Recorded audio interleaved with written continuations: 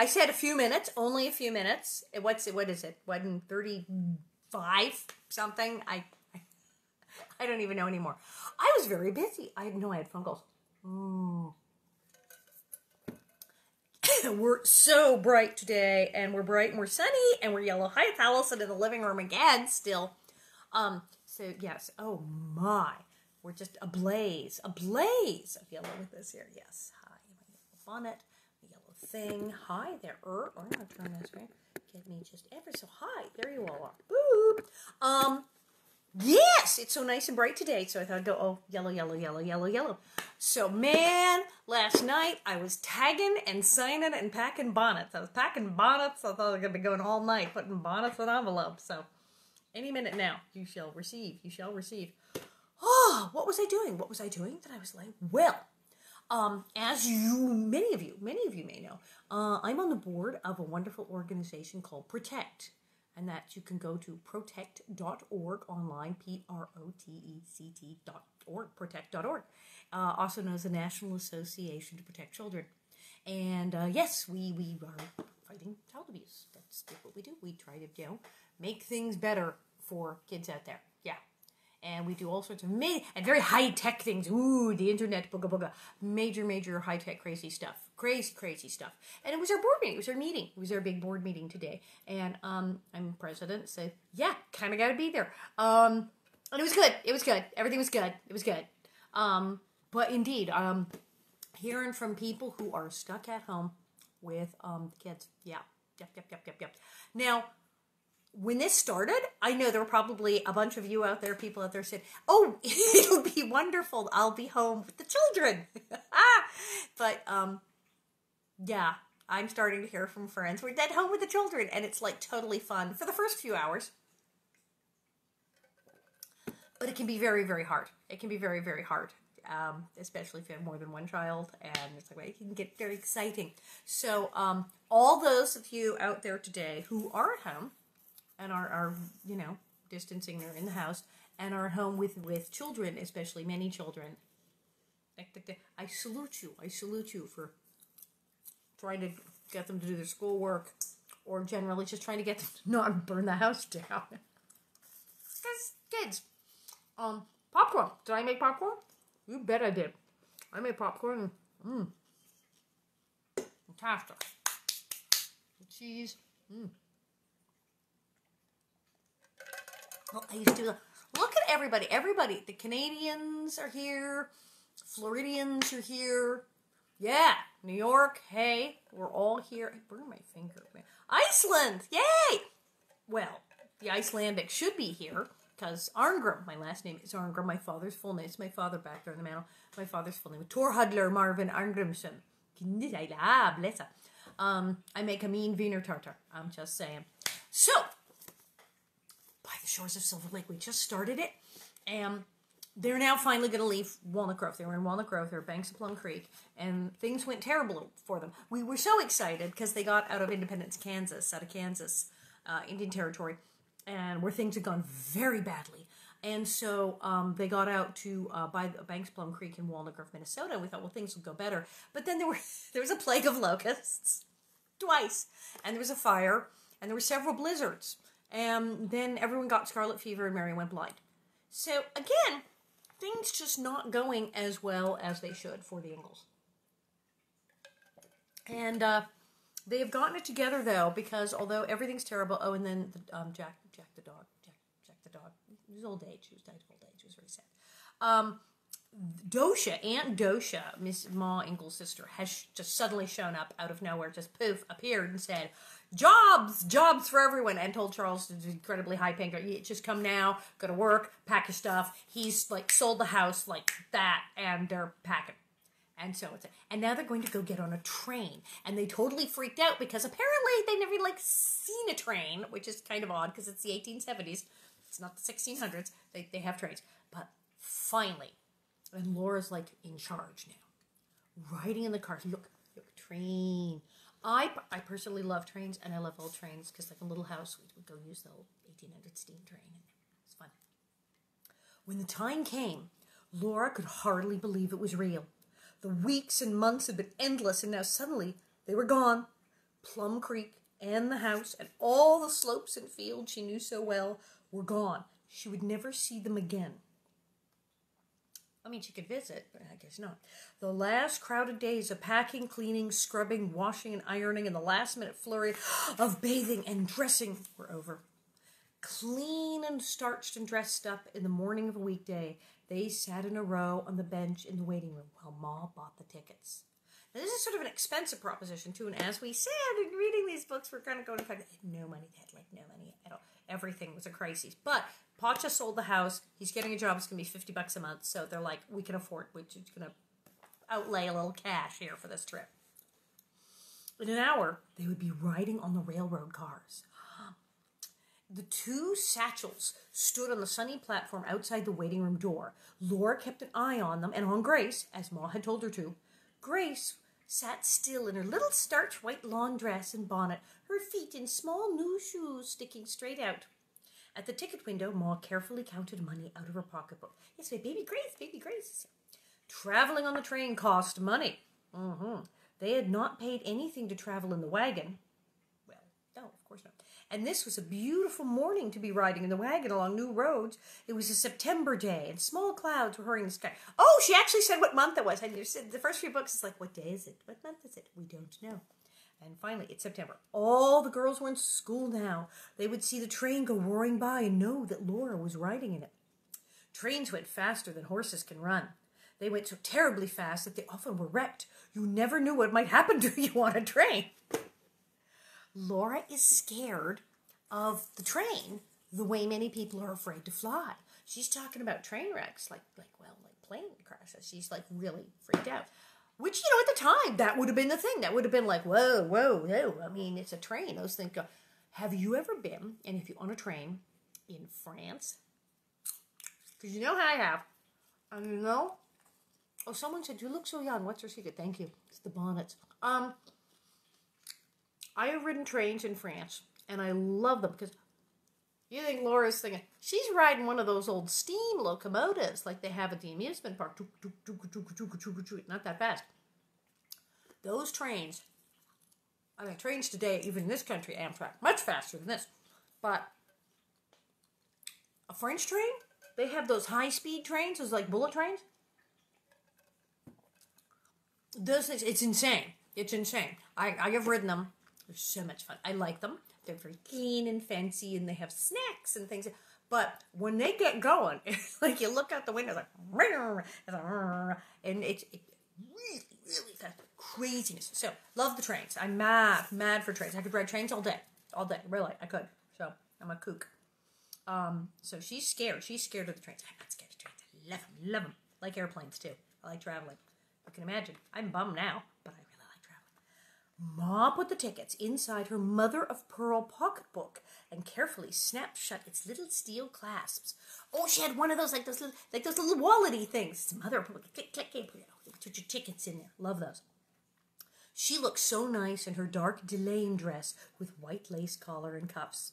Her hat was black straw with a narrow, turned-up brim and a white spray of lilies of the valley standing up at one side of the crown. She sat down and took Grace on her lap.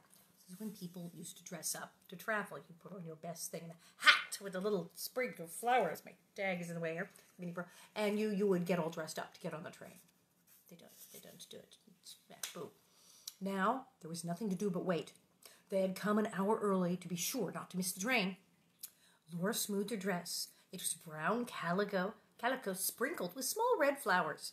Her hair hung down her back in long brown braids, and a red ribbon bow tied their ends together. There was a red ribbon around the crown of her hat, too. They'll put on hats to go get on the train. Mary's dress was gray calico with sprays of blue flowers. Oh, that sounds very nice, with the blue eyes and all that. Her wide-brimmed straw hat had a blue ribbon on it, and under the hat her poor, short hair was held back from her face by a blue ribbon tied around her head. Her lovely blue eyes did not see anything, but she said, "Don't fidget, Carrie, you'll muss your dress." So she's still being Mary. She's still being tattletale, nagging Mary. Quack, quack, quack, quack, quack, quack, quack. And even though they shaved her head. We did not shave her head on the show. Poor Mary. Well, Laura craned to look at Carrie, sitting beyond Mary. Carrie was small and thin in pink calico, with pink ribbons on her brown braids and her hat. She flushed miserably because Mary found fault with her, and Laura was going to say, "You come over by me, Carrie, and fidget all you want to." Just then, Mary's face lighted up with joy, and she said, "Ma, Laura's fidgeting too. I can tell she is without seeing." "So she is," Mary said, and Mary smiled in satisfaction. Well, that's just not very nice. Laura wasn't doing nothing. And so here's Mary. She had scarlet fever. She almost died. They shaved her head. She's gone blind. And she's still kind of awful. She's still going, "Carrie, hey, Laura's fidgeting too." It's like, still you are the wet blanket. You have to be this person. Oh, dear. Smiled in satisfaction. Laura hadn't even done anything. That's kind of cold. Laura was ashamed that in her thoughts she had been cross with Mary. I'd be kind of cross right now. She did not say anything. She got up, and as she was passing in front of Ma without saying a word, Ma had to remind her, "Say, excuse me, Laura." "Excuse me, Ma. Excuse me, Mary," Laura said politely, and she sat down beside Carrie. Carrie felt safer when she was between Laura and Mary. Carrie was really afraid of going on a train. Of course, she would never say that she was frightened, but Laura knew. "Ma," Carrie said timidly, "Pa will surely meet us, won't he?" Oh, she can talk now. That's a whole sentence. I'm very impressed. "He is coming to meet us," Ma said. "He has to drive in from the camp, and it will take him all day. We are going to wait for him in Tracy." Will he get there before night, Ma?" Carrie asked. Ma said she hoped so. "You cannot tell what may happen when you go traveling on a train. It is not like starting out all together in a wagon. They're really scared. It's a train. And like I said, these guys, it's the 1870s. It's not the 14th century, for heaven's sakes. They have trains. They've had trains for like a while now. And she's still freaked out by a train. I do love popcorn.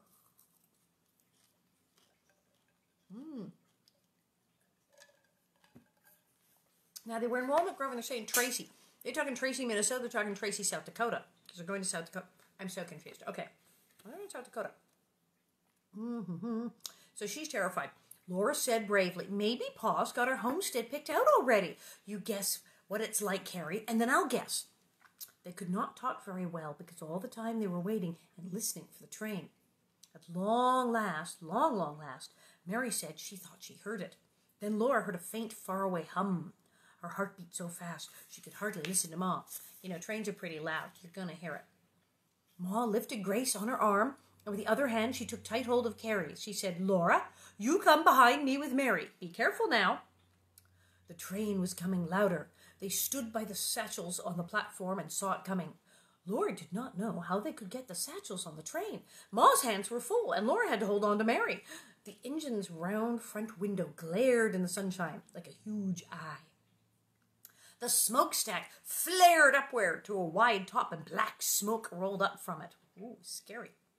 A sudden streak of white shot up through the smoke, and then the whistle screamed, a long, wild scream. Woo! So much fun. Yeah, Tracy, Minnesota. The roaring thing came rushing straight at them all, swelling bigger and bigger, enormous, shaking everything with noise. It's a train, Laura. You should calm yourself. Then the worst was over. Worst? Dude, that's like the best part when the train pulls in. It's like, ding, ding, ding, ding, ding, ding, ding, ding, woo, woo, woo. I love that part. I don't know why she's like, I just love that. The worst was over. It had not hit them. It's on. Clue. Here's the thing about trains. They actually have to stay on the tracks. They're on the tracks. So if you're not standing on the tracks, or like, it's not going to hit you. Unless something terrible happens, comes off the tracks. But generally, unless you're standing in front of it, the train is not going to magically jump up and hit you. So she was really excited. It had not hit them. It was roaring by them on thick, big wheels. Bumps and crashes ran along the freight cars and flat cars, and they stopped moving. The train was there, and they had to get into it. "Laura," Ma said sharply, "you and Mary be careful." Yes, Ma, we are, said Laura. She guided Mary anxiously, one step at a time, across the boards of the platform behind Ma's skirt. When the skirt stopped, Laura stopped Mary. They had come to the last car at the end of the train. Steps went up into it, and a strange man in a dark suit and a cap helped Ma climb up them with Grace in her arms. Oopsie daisy, he said, swinging Carrie up beside Ma. Then he said, them your satchels, ma'am? Yes, please, Ma said. Come, Laura and Mary. Who is he, Ma? Carrie asked, while Laura helped Mary up the steps. They were crowded in a small place. The man came pushing cheerfully past them with the satchels and shouldered open the door of the car. They followed him between 2 rows of red velvet seats full of people. The sides of the car were almost solidly made of windows.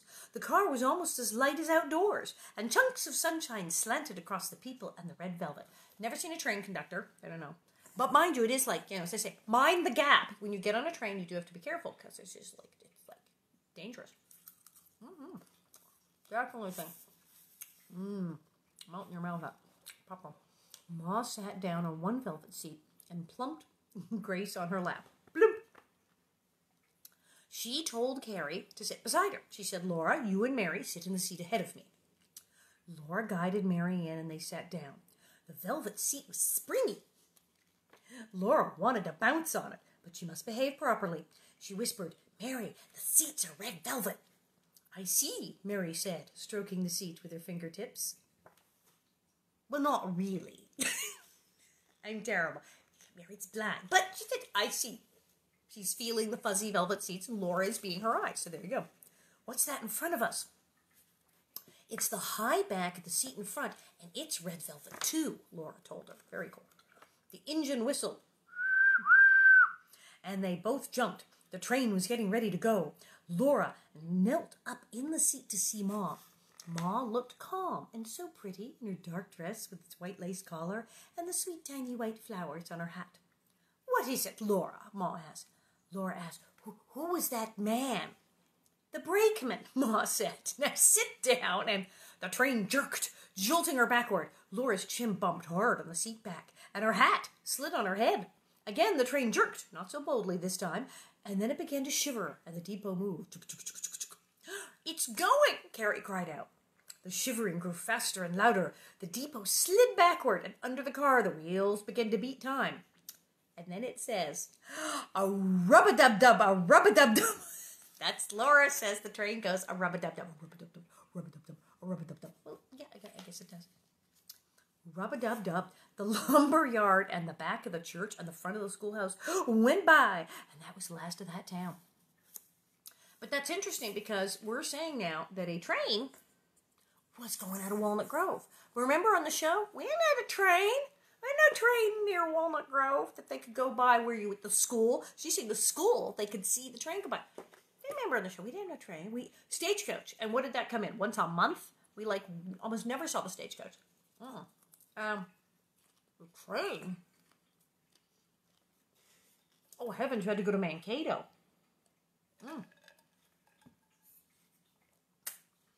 Well, that's right. She would have seen in she was talking about there were black cowboys, and there absolutely were indeed black homesteaders and black Pullman guys on the train. But yeah, Laura, Dr. Tam. But remember, Laura's very, very isolated. She doesn't remember by like the 3rd book, she'd met 12 people, counting her parents and grandparents. So, and then boom, it was like Dr. Tan and Indians and cowboys and all these people. And she was like, who are all these people? So yeah, Laura must be up to 20, 30 people now that she's ever met. So she's a sheltered girl.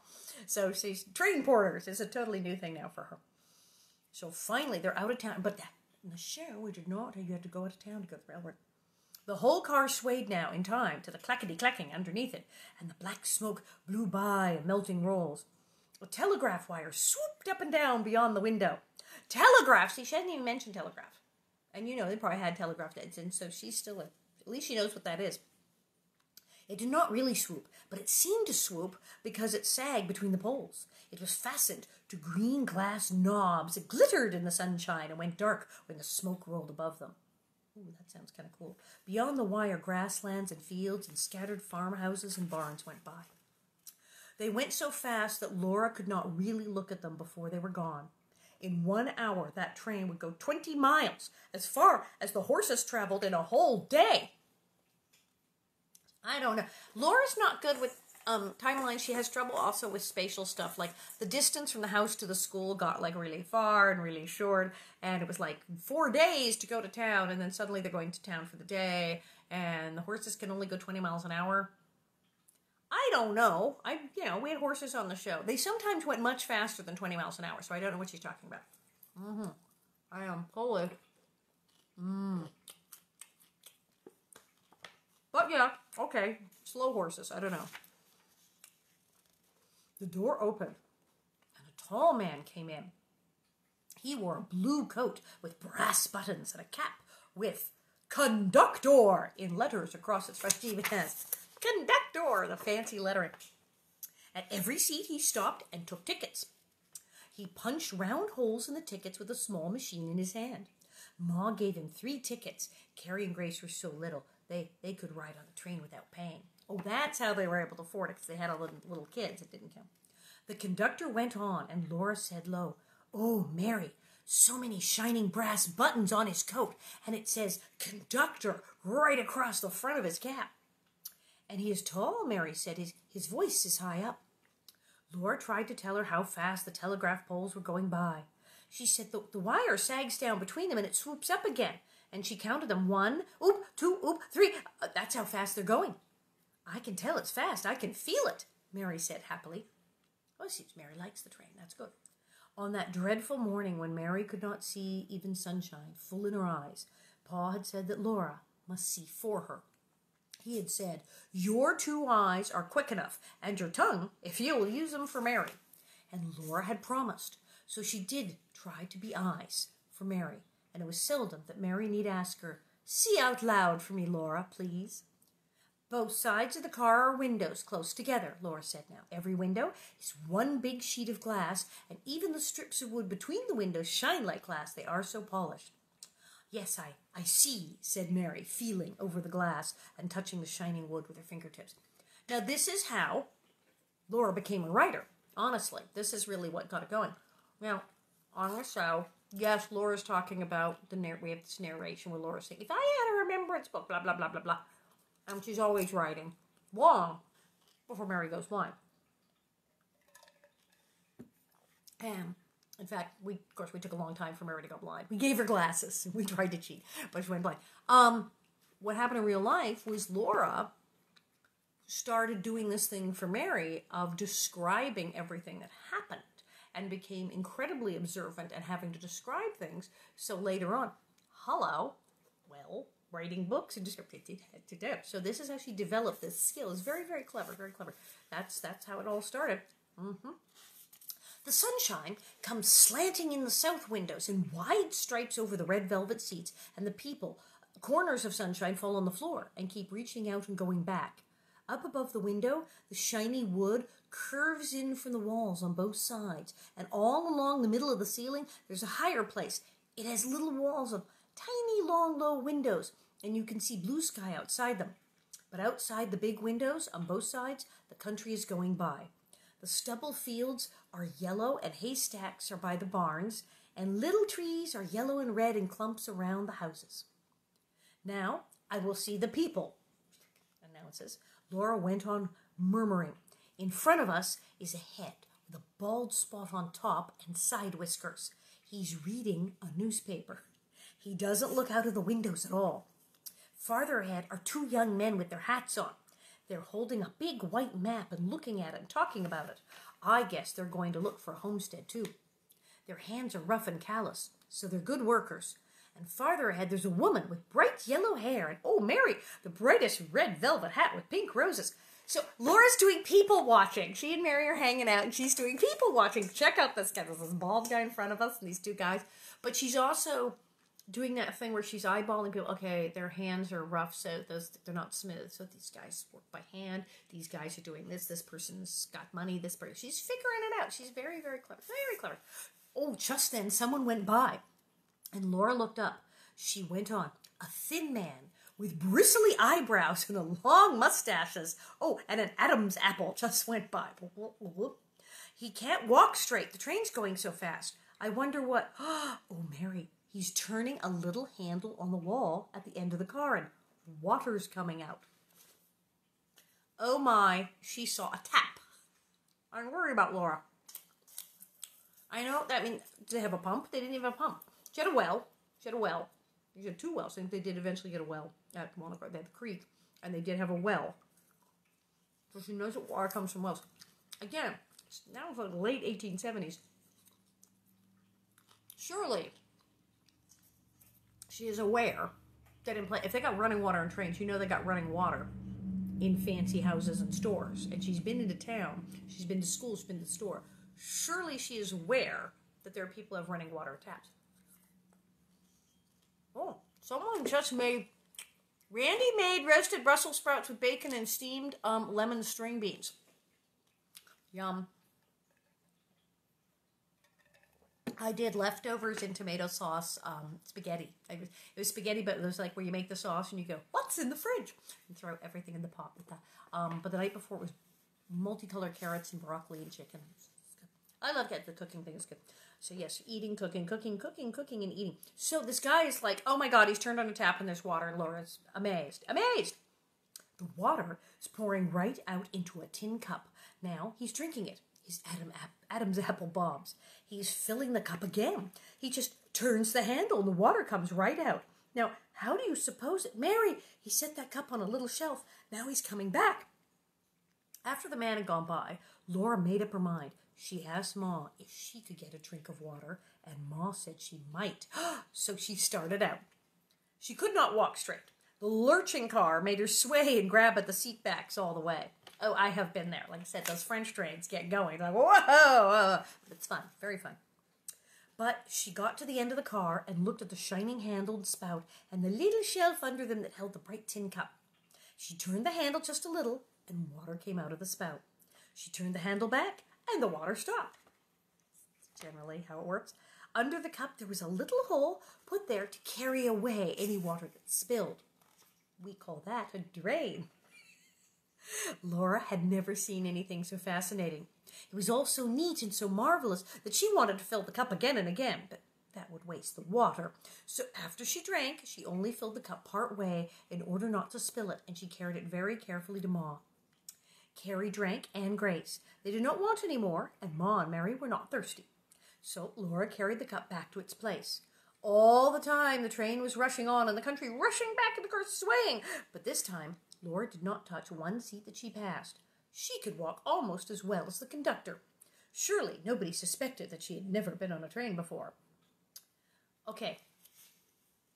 In light of how we live today, she saw a stranger drink out of the tin cup. And it wasn't hot water, it was cold water. And then she walked right on over and poured herself a drink and drank out of the same cup. And then she took it to the family and let them all have a big swig. Yeah. Ew. Just even 20 years ago. No. I would have been like, is there another cup? Is there perhaps a cloth with which I could wipe off the cup after the gentleman has just drunk out of it? But no, she just marched right up there and went. Didn't know if the water was safe. This guy just drank out of the cup of water. Yeah, none of us would be doing that now, would we? No, sir. No, sir. Yikes. But now she's learned to walk on a train. Oh, then a boy came walking along the aisle with a basket on his arm. He stopped and showed it to everyone, and some people took things out of it and gave him money. When he reached Laura, she saw the basket was full of boxes of candy and of long sticks of white chewing gum. The boy showed them to Ma and said, "Nice fresh candy, ma'am? Chewing gum?" Ma shook her head, but the boy opened a box and showed the colored candy. Carrie's breath made an eager sound before she knew it. Candy? Candy! Carrie went. The boy shook the box a little, not quite spilling the candy out. Okay, yeah, so he's totally trying to get them to buy this candy. Do I have my candy? I have my candies on the other table, sorry. Yeah, he's like, you want some candy? I have candy. It's really good candy. He's totally trying, he knows what he's doing. He's totally trying to get them to buy that candy. He's very smart. Beautiful Christmas candy, red pieces and yellow pieces and some striped red and white. The boy said, "Only 10 cents, ma'am, 1 dime. Salesman, totally salesman. Laura and Carrie, too, knew they could not have that candy. They were only looking at it. Suddenly, Ma opened her purse and counted out a nickel and 5 pennies into the boy's hand. She took the box and gave it to Carrie. She's just slinging money around like a mad woman. When the boy got on, Ma said, excusing herself for expending so much. After all, we must celebrate our first train ride. Oh, yay! Because I said train rides are expensive. So this was a big deal, though, because they're moving. And Pa did just sell the house. So they said, all right, take a train. We're going to ride in the nice car with the red velvet seats. And, I mean, they're in the back of the train. And they're obviously not like in first class. But they're not in, they're not in the car with the cows. And she's even buying refreshments. Shocking. Grace was asleep, and Ma said that babies should not eat candy. Ma took only a small piece. Then Carrie came into the seat with Laura and Mary and divided the rest. Each had 2 pieces. They meant to eat one and save the other for next day, but sometime after the first pieces were gone, Laura decided to taste her second one.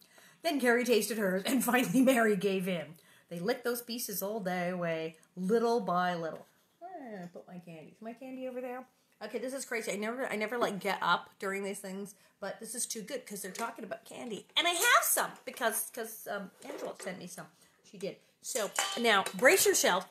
Hang on. 2 seconds. I'll be right back.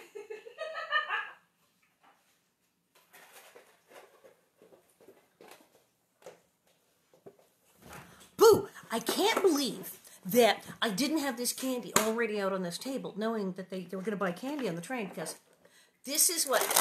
So the boy on the train went...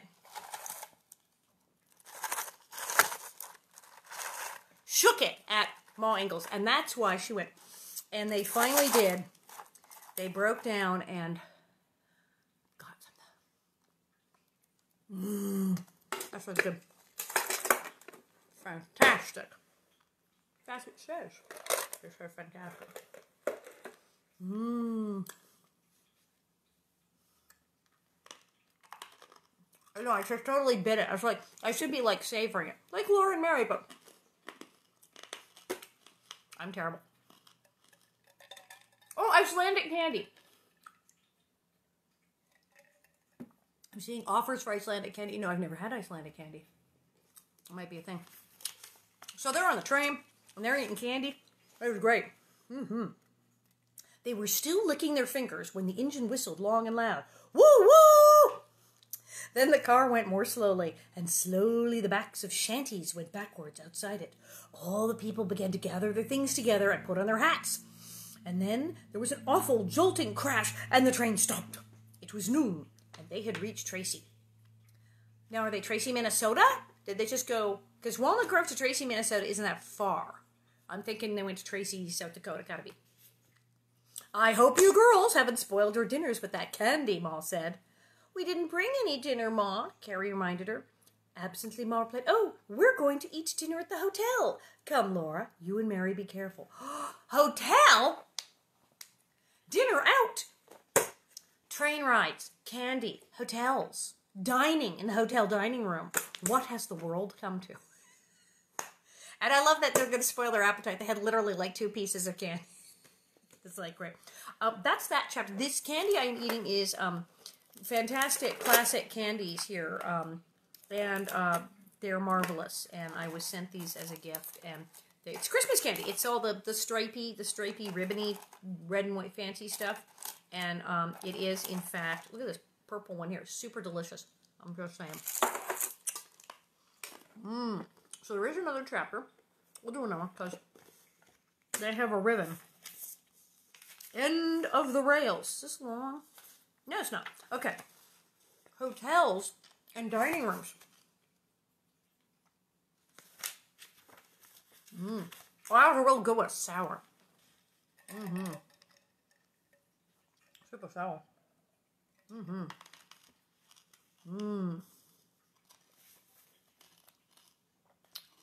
Oh, look, I can see it. That's Ma. Mary with the short hair. Laura, and Carrie's a big girl. Amazing. Pa was not there at the strange depot. The brakeman set down the satchels on the platform and said, "If you'll wait a minute, ma'am, I'll take you to the hotel. I'm going there myself." Okay, it's like the big city, but people are being like super nice. "Thank you," Ma said gratefully. The brakeman helped unfasten the engine from the train. The fireman, all red and smeared with soot, leaned out of the engine to watch. Then he yanked a bell rope. The engine went on by itself, puffing and chuffing under the bells clanging. Ding, ding, ding, ding, ding, ding. It went only a little way, then it stopped, and Laura could not believe what she saw. The steel rails under the engine and the wooden ties between them turned right around. They turned around in a circle there on the ground till the ends of the rails fitted together again. And then the engine was facing backwards. Also, they had the big places where trains turn around called a roundhouse. You know what a roundhouse is? A roundhouse is the big roundhouse. Train to the turning around thing.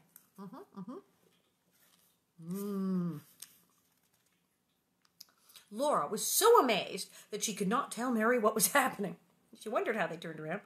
The engine went clanging and puffing on another track beside the train. Ding, ding, ding, ding. It passed the train and went a little way beyond. The bell clanged, men shouted and made motions with their arms, and the engine came back, backing bump into the rear of the train. Ah, ding, ding, ding, ding. Well, yeah, the engine, and they turned it around, and then it came around the back of the train and attaches there so the train can go back the other way. That's generally how the whole train thing works. It's amazing. Fascinating. Bump into the rear end of the train. All the cars slam-banged against each other, and there stood the train and the engine, facing back toward the east. So clever. Carrie's mouth was open in amazement. The brakeman laughed at her in a friendly way. "That's the turntable," he told her. "This is the end of the rails, and we have to turn the engine around so it can take the train back down the line." Clang, clang, clang, went the trolley. Yeah, Of course, they would have to do that, but Laura had never thought of it before. She knew now what Pa meant when he spoke of the wonderful times they were living in. There had never been such wonders in the whole history of the world, Pa said. Now, in one morning, they had actually traveled a whole week's journey, and Laura had seen the iron horse turn around to go back to the whole way in one afternoon. Yeah, okay, that is like massively impressive if you're a kid of the 1800s and you've only gone on horseback or by wagon to see this thing. And we're here. Oh, look, and it's going to go back, and it'll be back there by tonight. It's like nothing to it. Amazing. For just one little minute, she almost wished that Pa was a railroad man. I want to be a railroad man. There was nothing so wonderful as railroads, and railroad men were great men, able to drive the big iron engines and the fast, dangerous trains. But of course, not even railroad men were bigger or better than Pa, and she did not really want him to be anything but what he was. There was a long line of freight cars on another track beyond the depot. Men were unloading the cars into wagons, but they all stopped suddenly and jumped down from the wagons. Some of them yelled, and one big young man began to sing Ma's favorite hymn. Only he did not sing its words. He sang, and I don't know how this goes, "There is a boarding house not far away, where they have fried ham and eggs 3 times a day. Wow, how the boarders yell when they beat the dinner bell. Whoops, how those eggs do smell 3 times a..." He was singing out these shocking words, and some other men too, when they saw Ma and stopped. Ma walked on quietly, carrying Grace and holding Carrie's hand. The brakeman was embarrassed. He said quickly, "We'd better hurry, ma'am. That's the dinner bell." The hotel was down a short street beyond a few stores and vacant lots. A sign over the sidewalk said, "Hotel." And under it, a man stood swinging a handbell. Ding, ding, ding. It kept on clanging, and all the man's boots made a beating sound on the dusty street and the board sidewalk. Got sidewalks. She said several stores. This isn't a place with one little store. This is a town with multiple stores and a hotel. Very exciting. Oh, ding, ding, and clang. "Oh, Laura, does it look like it sounds?" Mary asked, trembling. "No," Laura said. "It looks all right. It's just a town, and they're just men." "It sounds so rough," Mary said. This is the hotel door now, Laura told her. Okay, Mary's right. They're in a railroad town. It's totally rough. The brakeman led the way in and set down the satchel. The floor needed sweeping. There was brown paper on the walls and a calendar with a big shiny picture of a pretty girl in a bright yellow wheat field. Oh, a calendar! I did grab this with my left hand. Someone's going, you left. I am right-handed. The thing is like reversa. This is my right hand, actually, and this is my left hand. So it's like, but I do stuff. I can catch with my left hand. Yeah, skills. Yes, they have a calendar, unlike the Ingalls, who never seem to know what day or month it is. These people, indeed, have a calendar on the wall. That's good. All the men went hustling through an open door into a big room beyond, where a long table was covered with a white cloth and set for dinner. Yay. The man who'd rung the bell told Ma, "Yes, ma'am, we've got room for you." He put the satchels behind the desk and said, "Maybe you'd like to wash up, ma'am, before you eat." In a little room, there was a washstand. A large china pitcher stood in a big china bowl, and a roller towel hung on the wall. Ma wet a clean handkerchief and washed Grace's face and hands in her own. Then she emptied the bowl into a pail beside the washstand and filled the bowl with fresh water for Mary and again for Laura. See, again, they don't use each other's bath water. That's not, they were very clean. People didn't really do that unless they really were desperate. The cold water felt good on their dusty, sooty faces, and in the bowl, it turned quite black. There was only a little water for each, and then the pitcher was empty. Ma set it neatly in the bowl again when Laura was through. They all wiped on the roller towel. A roller towel was very convenient because its ends were sewed together, and it ran around its roller so that everyone could find a dry place. Okay, again, totally unsanitary, but yeah, what are you going to do? They tried. And they're all sooty because, again, olden days, steam train, you actually just riding on the train, hanging out on the depot, you could get soot on you, which doesn't really happen now. Now, the time had come to go into the dining room. Laura dreaded that, and she knew that Ma did too. It was hard to face so many strangers. Right? They were out in that cabin where there was literally nobody. There was nobody. And like I said, the big woods, it was just their family. And then they went to Kansas and they saw people every few weeks. Someone would appear. Like Mr. Edwards showed up. It was like, party! There's another person. And they really didn't see a whole lot of people. And now they're going to go in this dining room with like a huge group of people they've never seen. I mean, Laura was terrified to go to school, and there wasn't even that many people. And now they're going to go eat dinner with strangers. "You all look clean and nice," Ma said. "Now remember your manners." Ma went first, carrying Grace. Carrie followed her, and then Laura went leading Mary. The noisy clatter of eating became hushed, and they went into the dining room.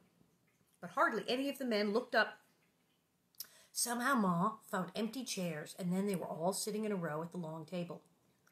All over the table, thick on the white cloth, stood screens shaped like beehives. Under every screen was a platter of meat or a dish of vegetables. There were plates of bread and butter, dishes of pickles, pitchers of syrup, and cream pitchers and bowls of sugar. Yum! At each place was a large piece of pie on a small plate. The flies crawled and buzzed over the wire screens, but they could not get at the food inside. Well, that's good, because again, unsanitary central here, but they had little screens, so that was good. Everyone was very kind and passed the food. All the dishes kept coming from hand to hand, up and down the table to Ma. Nobody talked except to mutter, "You're welcome, ma'am." When Ma said, "Thank you," a girl brought her a cup of coffee. Laura cut Mary's meat into small pieces for her and buttered her bread. Mary's sensitive fingers managed her knife and fork perfectly and did not spill anything. It was a pity that the excitement took away their appetites. The dinner cost 25 cents, and they could eat all they wanted to eat. There was plenty of food, but they ate only a little. In a few minutes, all the men finished their pie and left, and the girl who brought the coffee began to stack up the plates and carry them into the kitchen. She was a big, good-natured girl with a broad face and yellow hair. "I guess you folks are going out to Homestead," she asked Ma. "Yes," Ma said. "Your man working on the railroad?" She called Pa, "Your man." "Yes," Ma said. "He's coming here to meet us this afternoon." "I thought that's the way it is," the girl said. "It's funny you're coming out here this time of year. Most folks come in the spring." "Your big girl's blind, ain't she?" "That's too bad. Well, the parlor's on the other side of the office. You folks can sit in there if you want to till your man comes." rather forward little thing, isn't she? Oh, yeah, well, is your man coming? And, oh, I see your daughter's blind. These people in the city, they're rather brash. They'll just start talking, yep. But 25 cents, this is, for these people, where, remember, they were like, okay, we don't have 2 pennies, so we need a penny. So you'll have half my penny to buy the slate pencil. And they're dividing up pennies. And I saved a penny from Christmas so we can get a slate.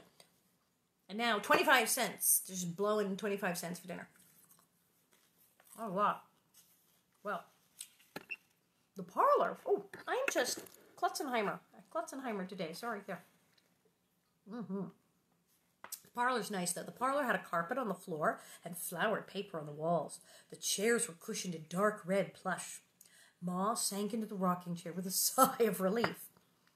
Grace does get heavy. Sit down, girls, and be quiet. Carrie climbed into a big chair next to Ma, and Mary and Laura sat on the sofa. They were all quiet so that Grace would go to sleep for her afternoon nap. The center table had a brass-bottomed lamp on it. Its curved legs ended in glass balls on the carpet. Lace curtains were looped back from the windows, and between them Laura could see the prairie and a road going away across it. This is very Olson's Mercantile here with the lace curtains on all the windows. Perhaps that was the road that Pa would come on. If it was, they would all go away on that road, and somewhere far beyond the end of it that Laura could see, someday they would all be living on the new homestead. Laura would rather not stop anywhere. She would rather go on and on to the very end of the road, wherever it was. It's like Pa. Pa always wants to go places.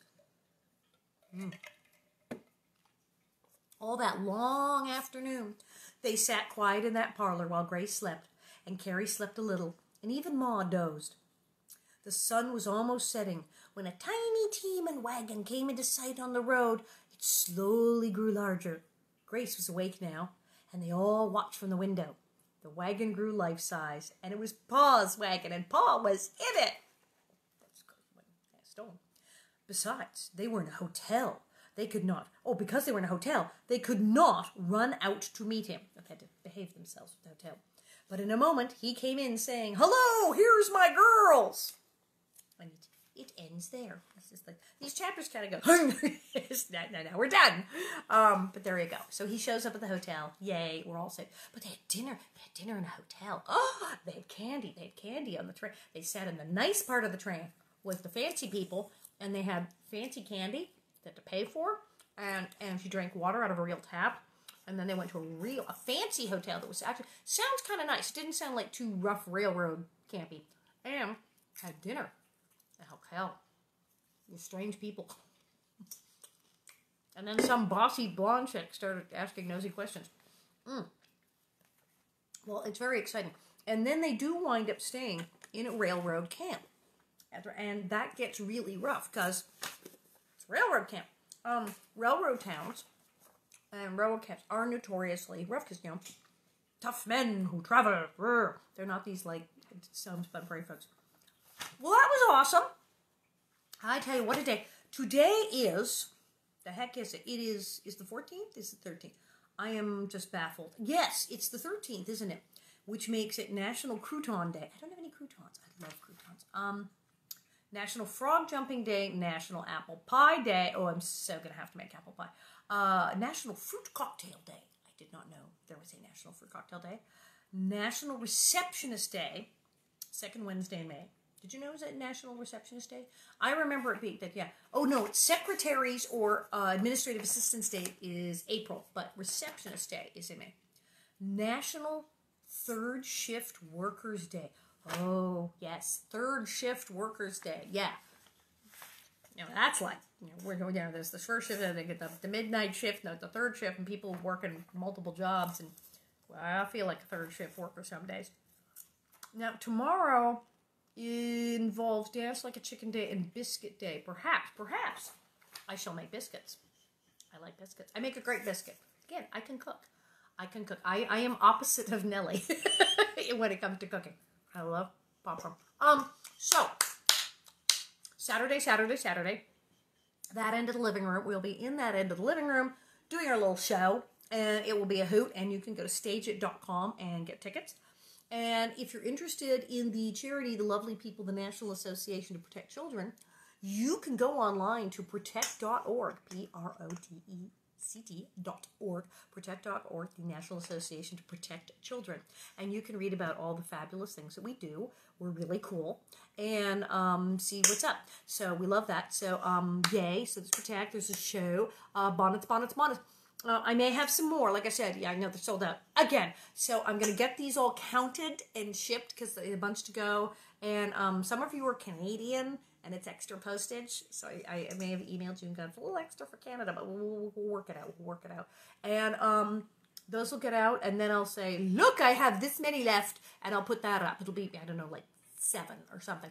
I'll put that up, and then I said, more coming, and it'll be fine. And remember, there's books and candles, and boy, you're buying them books and them candles, too. They're lovely candles. They smell so good. So, thank you for that. Cameos. I gotta go to the post office. I have so many things, and I gotta get ready for Saturday. But yeah, it's awesome. I'm holding up. I need a haircut. But I ordered hot rollers. I've ordered hot rollers, so I'm just gonna curl. I'm gonna let it grow out. My hair hasn't been this long in like months, years, and I've had it really short. This is sort of like the long version of my short haircut, and I'm gonna let it grow out. I'm gonna let it grow out. I don't know. Who knows? We don't know. And I'm gonna curl it. Am I gonna go Nellie curls? But we'll have some hot rollers. It'll be fabulous. And that's what we're just gonna do. We're just gonna do that. And you notice the mantelpiece again.